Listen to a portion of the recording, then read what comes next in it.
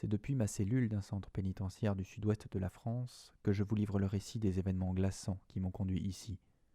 Si ma situation n'a rien d'enviable, j'accepte néanmoins la peine qui m'a été infligée. Je la mérite, et encore, mon avocat a bien fait son boulot. J'ai pris 3 ans ferme pour vol et recel de matériel téléphonique et informatique et revente illicite de données personnelles. Mais cela aurait pu se terminer pour moi de façon bien pire, et je loue le Seigneur d'être toujours en vie. Je me suis remis sans séquelles de ma chute du 2e étage et surtout, j'ai pu échapper aux tueurs fous qui me poursuivaient. Tout le monde ne peut pas en dire autant. Et finalement, il vaut mieux pour moi que je sois écroué ici plutôt que dehors, entre ces murs au moins, ma sécurité peut être assurée. Cela va sans doute vous paraître bizarre, mais je ne suis pas pressé de sortir et vous comprendrez pourquoi à la fin de mon récit. Il y a 8 mois, quand tout a basculé, Ben et moi avions une petite affaire qui fonctionnait plutôt bien. On était comme qui dirait des associés. Lui se chargeait des vols à l'arraché des téléphones mobiles ou des ordinateurs portables sur la voie publique, les transports en commun et les terrasses des cafés. Il venait me livrer le matériel que je m'occupais de réinitialiser pour le revendre. Je vérifiais que tout fonctionnait, j'effaçais les données, je reprogrammais les codes IMEI et je trouvais les clients. Ben opérait dans plusieurs quartiers, mais celui de la gare était toujours le plus fructueux grâce aux nombreux touristes et à toutes ces personnes en transit parfois un peu perdues qui ne connaissaient pas bien la ville. Les bons mois, on pouvait se faire jusqu'à 4000 € chacun. Il n'y a pas à dire, ça mettait du beurre dans les épinards. Un samedi du mois de juin, vers 19h, alors que j'étais dans mon appartement à bouquiner un magazine en attendant la livraison de Ben, on a frappé à la porte. J'ai cru que c'était mon pote, il arrivait souvent à cette heure-là, alors je me suis levé du canapé et je suis allé ouvrir sans même regarder à travers le judas. En fait, c'était mon voisin du dessus, mais je ne l'ai pas reconnu aussitôt car il avait fait couper sa longue chevelure et transformer sa belle barbe en bouc discret. Le changement de look était assez impressionnant. Cela datait vraisemblablement du jour même car je me souvenais l'avoir aperçu la veille au soir monter l'escalier accompagné d'une jeune femme blonde alors que je partais au cinéma, et à ce moment-là, il arborait encore sa toison brune. Je m'étais d'ailleurs fait la remarque que ces 2 beaux gosses formaient vraiment un joli couple. Quand le type avait emménagé quelques mois auparavant, il était venu se présenter, mais depuis je ne l'avais croisé que rarement. Je ne suis pas du style à faire ami-ami avec mes voisins, et le bonjour-bonsoir quand il existe me convient parfaitement.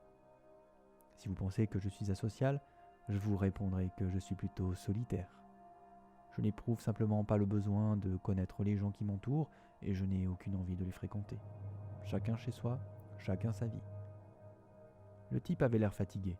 Il souriait, aimable, tandis que mon expression était plutôt neutre, comme d'habitude.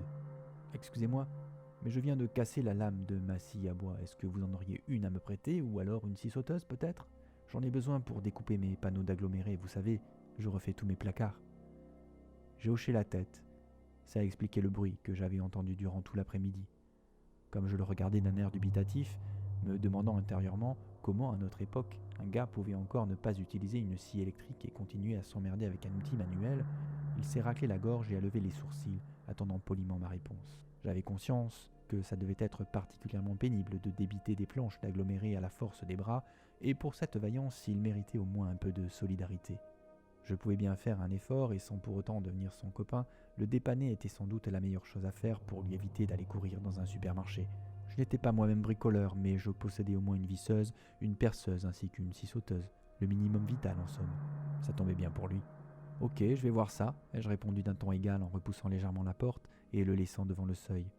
Quand je suis réapparu, ma scie sauteuse Dexter à la main, le gars n'avait pas bougé d'un poil, il attendait sagement, toujours avenant. Il a levé un pouce et je lui ai tendu l'outil. Satisfait, il m'a remercié chaleureusement avant de me saluer. À ce moment-là, Ben est arrivé, sortant de l'ascenseur. Il a marqué un temps d'arrêt et a pâli, se demandant sans doute si ce mec avec sa scie sauteuse avait l'intention de m'égorger ou de me la jeter en pleine tête. Lui et mon voisin ont échangé un regard et j'ai fait un signe de la main à Ben pour lui indiquer que tout allait bien. Visiblement rassuré, il s'est précipité dans l'appartement et mon voisin est reparti en souriant. « Je vous la rapporte au plus tôt !» a-t-il lancé en disparaissant dans l'escalier. Ben était tout excité. Je l'avais à peine rejoint dans le salon qu'il déballait déjà le contenu de son sac à dos sur la table basse. « Hé, tu m'as fait flipper, mec, j'ai cru que c'était une embrouille !» a-t-il dit en se marrant. « Non, t'inquiète, c'est que je deviens sociable. Je prépare déjà la fête des voisins, » ai-je répondu d'un ton fier. Il a secoué la tête et désigné du menton la petite table. « Admire la récolte du jour » a-t-il lâché d'un air faussement modeste. « 5 mobiles, des modèles plutôt récents. Je l'ai dévisagé avec un petit rictus. Lui m'a retourné un sourire radieux. Même pas un ordinateur portable, ai-je dit pour le taquiner. Il a froncé les sourcils avec un air de dur à cuire. Bon, alors combien on va se faire avec tout ça, ai-je demandé en m'installant sur le canapé. Je m'en fous, je sais juste que ça va être un de nos plus beaux mois, a répondu Ben avec entrain. Après avoir fait l'inventaire du matériel et évalué son prix, on l'a déplacé pour le stocker sur le bureau de ma chambre. Ben avait raison, ce serait un mois exceptionnel. En vendant le tout et en tenant compte de ce qu'on avait déjà refourgué les semaines précédentes, on culminerait presque à 4600 € chacun. C'était la fête. Comblé, j'ai allumé la télé parce qu'il y avait match. On a sorti les bières du frigo et fait chauffer les pizzas au micro-ondes. La 4 fromages était vraiment délicieuse, sauf que finalement Marseille a perdu et ça a un peu gâché mon bonheur. Ben en a profité, il s'est bien foutu de ma gueule, mais je me suis consolé en me disant que c'était un match sans réelle importance et que l'essentiel du championnat était encore à venir. Pendant ce temps, le voisin du dessus poursuivait inlassablement sa session de bricolage, sans doute impatient de terminer son ouvrage et inconscient de ses nuisances sonores. Il découpait à tout va et je commençais presque à regretter de lui avoir prêté ma scie sauteuse. Sur ce coup-là, j'avais tendu le bâton pour me faire battre. Avec Ben, on s'est ensuite regardé 2 épisodes de The Walking Dead. À la moitié du premier, le voisin a stoppé ses travaux. Le calme est finalement revenu et on a continué notre soirée tranquillement. 20 minutes après la fin du 2e épisode, Ben a reçu un SMS de sa copine. On venait juste de se décapsuler une nouvelle binouse. Laura voulait le voir pour lui parler. Ça avait l'air important, alors il a descendu sa canette vite fait et répondu qu'il arriverait dans 20 minutes. Il avait l'air un peu inquiet. Pour le coup, j'en ai profité, et en ma qualité de célibataire endurci, je me suis bien foutu de sa gueule à mon tour en le traitant de valet de chambre bien dressé qui rapplique au premier signal de sa patronne. Pour sauver les apparences, il a râlé et m'a traité de tous les noms avant de finalement se mettre en route. J'ai laissé la télé allumée en sourdine et je suis allé dans ma chambre, m'installer à mon bureau. J'ai commencé à bosser, tranquillement. D'abord, j'ai vérifié si les téléphones étaient protégés par des codes, des mots de passe ou s'ils nécessitaient une authentification par empreinte digitale. Ces derniers modèles nous donnaient plus de fil à retordre et leur vol demandait de la préparation et de l'entraînement. La procédure était plus risquée car il était nécessaire de se tenir suffisamment près du propriétaire pendant un temps assez long afin de pouvoir relever son empreinte. Heureusement, il y avait aussi la possibilité de générer artificiellement les empreintes digitales comme on fabriquerait un passe-partout en serrurerie. Le résultat était aléatoire, mais cela fonctionnait dans 20% des cas. Rares sont ceux qui s'imaginent un jour perdre leur smartphone ou se le faire voler. C'est vrai. C'est le genre de truc trop anxiogène auquel on évite de penser. Rendez-vous compte, un pan entier de notre vie qui nous échappe, un morceau de nous.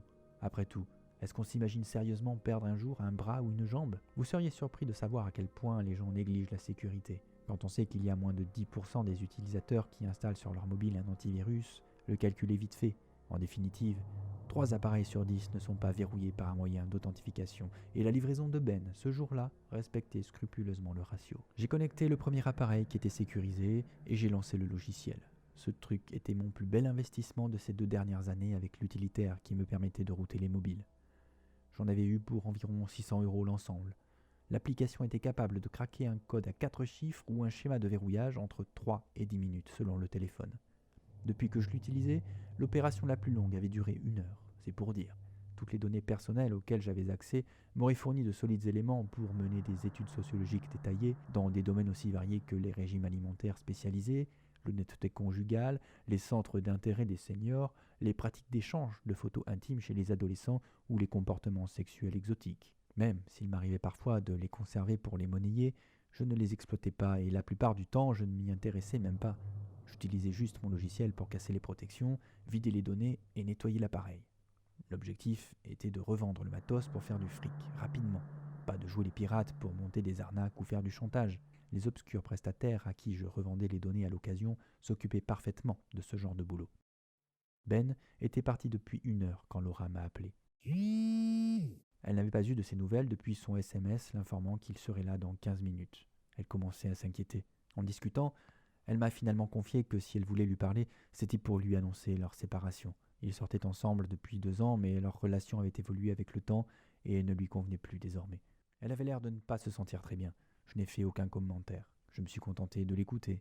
À la fin de notre conversation, je lui ai conseillé de continuer à essayer de joindre Ben et de ne pas s'alarmer. Il ne devait pas être bien loin. Je lui dis que de mon côté aussi, j'allais tenter de le contacter. Après avoir raccroché, j'ai envoyé un SMS à Ben et je me suis attaqué au dernier mobile que son propriétaire n'avait pas pris la peine de protéger par un mot de passe. Comme dans la plupart des téléphones que Ben rapportait, il y avait parfois des SMS qui étaient reçus durant les quelques minutes entre le moment où il volait l'appareil et celui où il en extrayait la carte SIM. Ici, il y en avait 9. 9 messages qui avaient tous été envoyés du même numéro, dans un intervalle variant entre 15 et 45 secondes. Ça a piqué ma curiosité. J'ai effleuré sur l'écran la petite enveloppe et le premier SMS s'est ouvert. « Tu n'aurais pas dû prendre mon téléphone. Il abrite tellement de mes précieux souvenirs. J'ai vu ton visage, l'ami.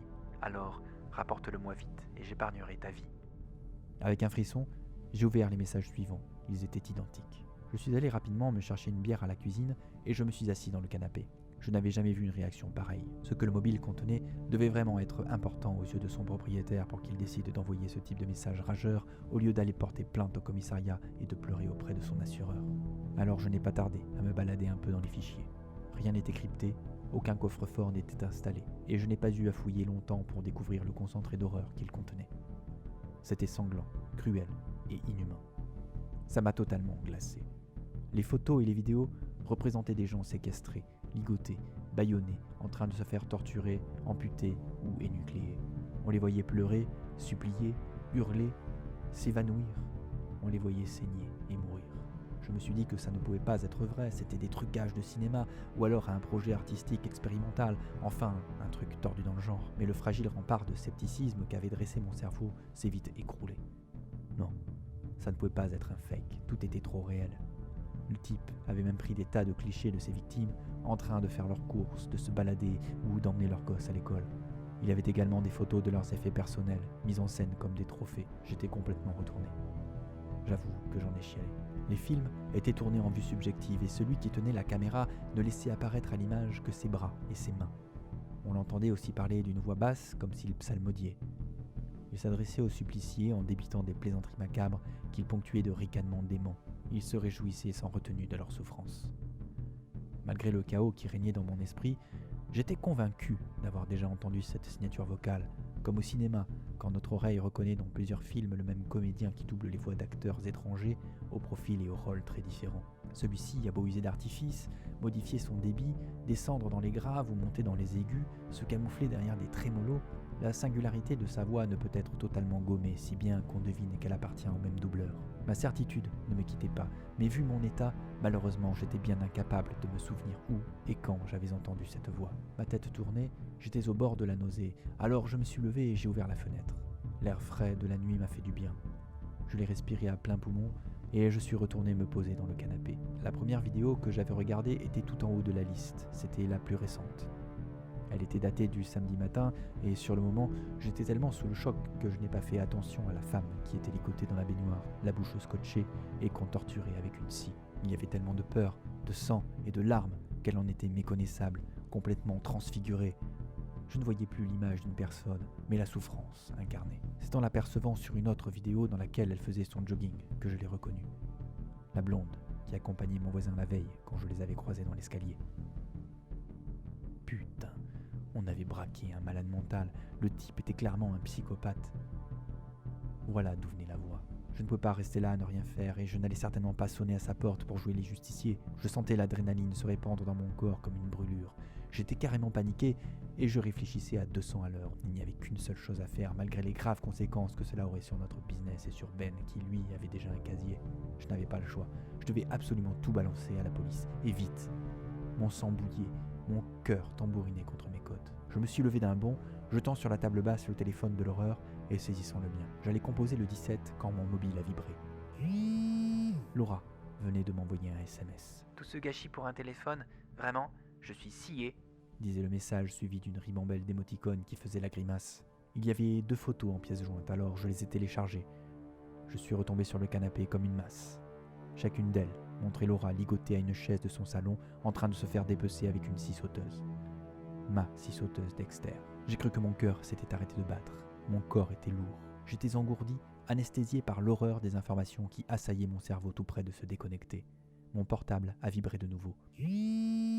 Cette fois, c'était un SMS de Ben, accompagné de 2 photos également. « Tu sais Fred, j'ai toujours aimé Laura en perdre la tête, » indiquait le message avec des essaims de petits cœurs brisés qui s'envolent. Mon crâne allait exploser. Machinalement, j'ai ouvert les fichiers. C'était bien ce que je redoutais, et sans doute ce que vous imaginez. Ben, dans le salon de Laura, se faisant décapiter à la scie sauteuse. Je tournais au ralenti, incapable de bouger, et je me répétais que j'étais sans doute en train de faire un AVC, que j'allais crever sur place et que personne ne découvrirait mon corps desséché avant plusieurs semaines. Quelqu'un a alors frappé à ma porte, avant de la démolir à coups de hache. Les appartements avaient été aménagés dans un vieux bâtiment 18e, et si un contrôle d'accès avait été installé à l'entrée de l'immeuble, les portes des logements n'étaient pas ce qui se fait de mieux en termes d'isolation, de solidité et de sécurité. Alors que mon voisin psychopathe s'est lancé vers moi, sa hache levée au-dessus de sa tête, son visage déformé par la haine et la violence qui l'habitaient, j'ai eu soudain un éclair de lucidité.